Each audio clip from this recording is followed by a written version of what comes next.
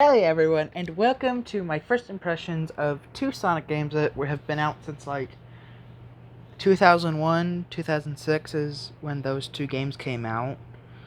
But still, I've recently played them for my very first time. I went to a game exchange, which by the way, if you live near one, go to it. Just go to it. It's amazing.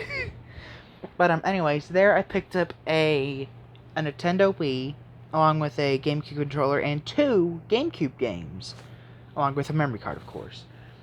And I'm gonna give like a little short review of my first impressions of them. I haven't played much of them. Well, one of them I've put a lot of time into so far for the few days that have played it, and the other one I've only put in like 3 levels-ish. Well, 2 levels with a combined total of 3 tries. But starting off with the harder one of the two, oddly enough, and one that I am honestly surprised by, that I do like a lot, but again, I haven't played much of it, so again, it's entirely first impressions. Here we go. Sonic Riders, released in 2006 as part of Sonic's 15th anniversary, along with Sonic 06, Sonic the Hedgehog GB, or Sonic the Hedgehog Genesis for Game Boy Advance, and I believe Sonic Rush Adventure. But anyways, so yeah, this is the game. I honestly have to say, it has really nice artwork. Like I can tell that's all pre-rendered, mid to late 2000s, whatnot, all that. But what I am surprised about is actually how good the game looks.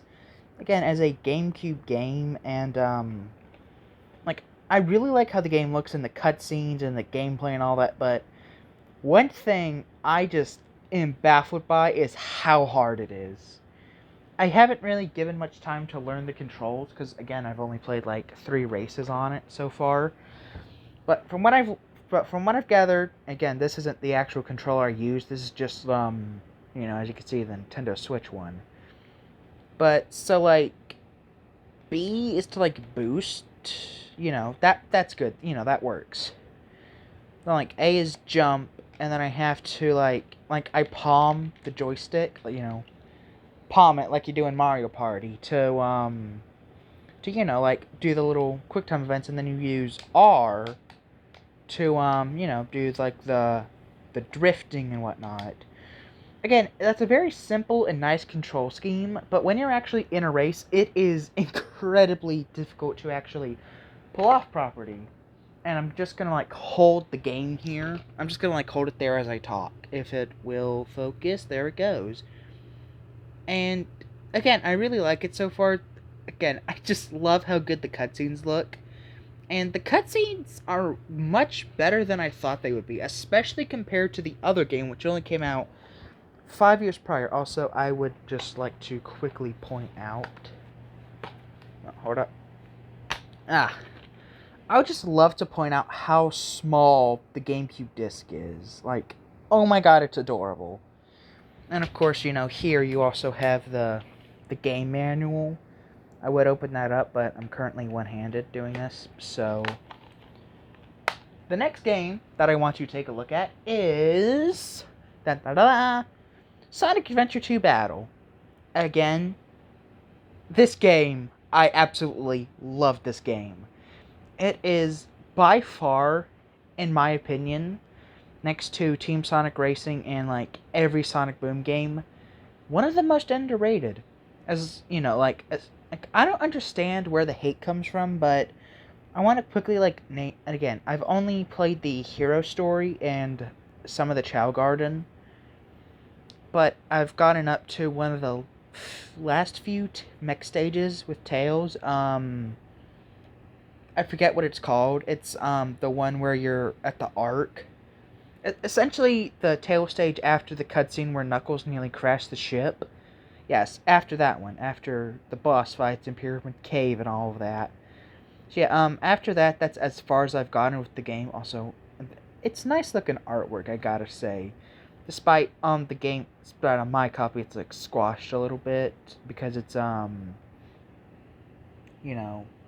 already used copy. But anyways, only complaints I have is number one. Actually, Number one, the homing attack is fucking stupid in this game. What I mean by that is, like,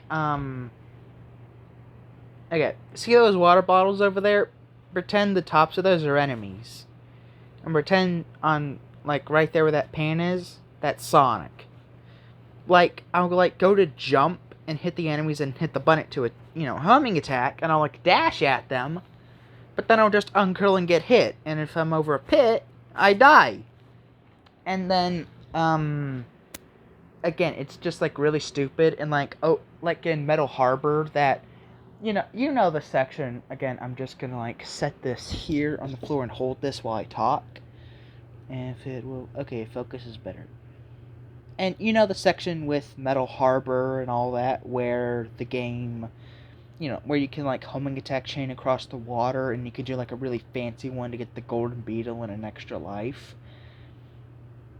I can't really do it because you also have to, like, aim, like, you have to move the analog stick in the direction of the enemy or item you want to attack. Which, again, that makes sense, but, like, the modern games spoil us a lot, and I feel like that's why I don't like this homing attack system. Another thing is a problem with the controls themselves. As far as the buttons go, you only use these three, sometimes Y. So, like, what I mean by that is A is your jump, that makes sense. And then B does everything else in the game. You want to bounce bracelet, jump, B. You want to spin dash, hold down B, let go. You want to somersault, push B. You want to light speed dash, get near your rings, push B. Pet chow, B. Pick up chow, B. Seriously, out of all these buttons on the controller, B is used for all of them. Oh, unless you want to use X, because X is essentially just B. But X doesn't get any special uses. It's literally just another option instead of pushing B. Now, what I have noticed is that when you're standing still, you can push, like, Y to get, like, options for B to come up. Like in the Chow Garden, you can then whistle. Or as Knuckles, you can then punch. Or so on and so on and so on. But then, like, buttons like R, Z, and, L, they don't really get to do anything in the game. Well, like L and R, they control the camera, but, like, only when you're standing still can you kind of rotate a little bit to see where you're going.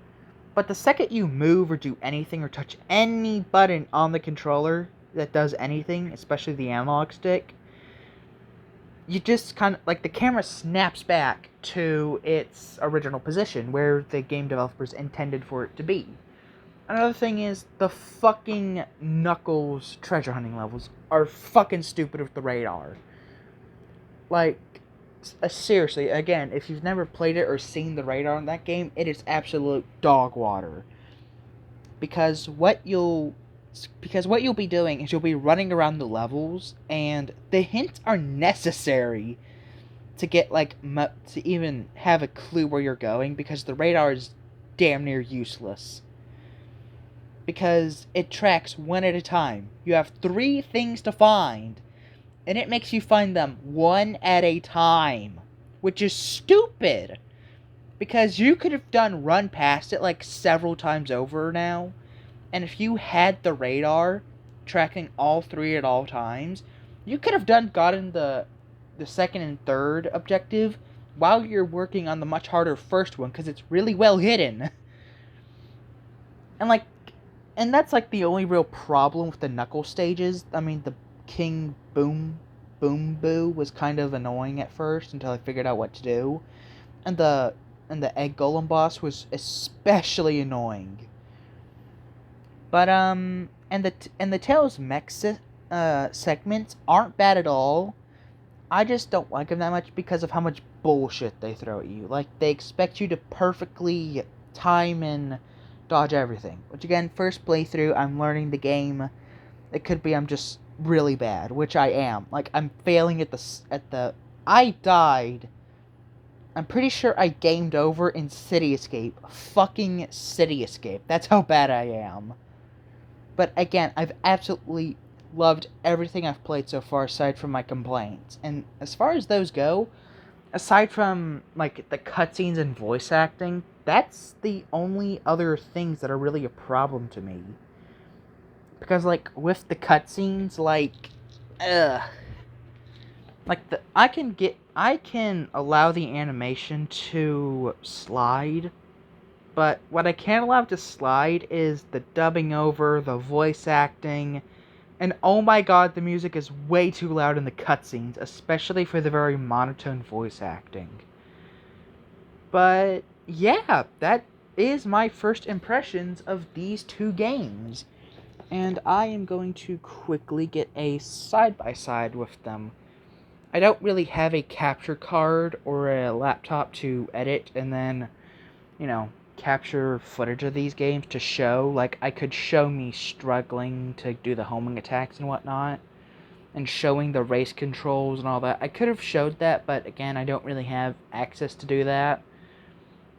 Like, I would literally just be, like, pointing my phone at the screen while I try to play the game one-handed. Also, I would just love to say, the game killer is fucking outstanding. Not...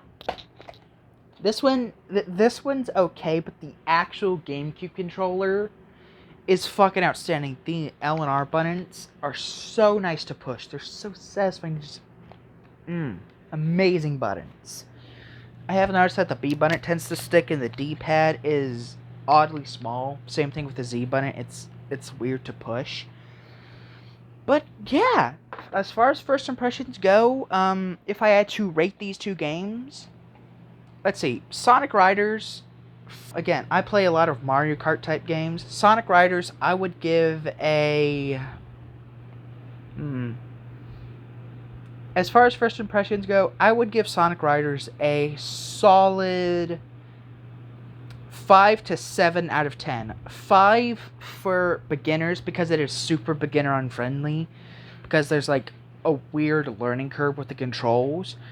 But once you kind of like Sonic and the Secret Rings, but unlike that game, once you learn these controls, it is so easy to just pick up and play. I haven't really learned them yet, but again, that's not the game's fault, that's entirely my fault, which is why 5-ish, I'm gonna make it a 6 point. Okay, final score, 6.5 out of 10 for Sonic Riders, first impressions only. Again, absolutely like it so far. And as for Sonic Adventure 2 Battle, first impressions, right out the gate, I would give you a solid... about an 8.7 out of 10. Amazing. Although the ranking system is a bitch in this game. That could be because I'm really bad and keep getting hit. Let me know in the comments down below what you all think of the games, And this is something I want to try to do more review type stuff. Again, one day, hopefully, if I have like a computer or a laptop and a capture card, I can then actually capture footage of it. And then, like, edit it and make it actually good, along with, like, face cam settings, where, like, the camera just, like, sits normally, instead of me, like, holding it with my hands and it being very jittery. But, yeah, thank you all so much for watching. If you enjoyed this video, please do, like it, comment down below what you think of Sonic Riders and Sonic Adventure 2, and I will see all of you in the next video. Bye!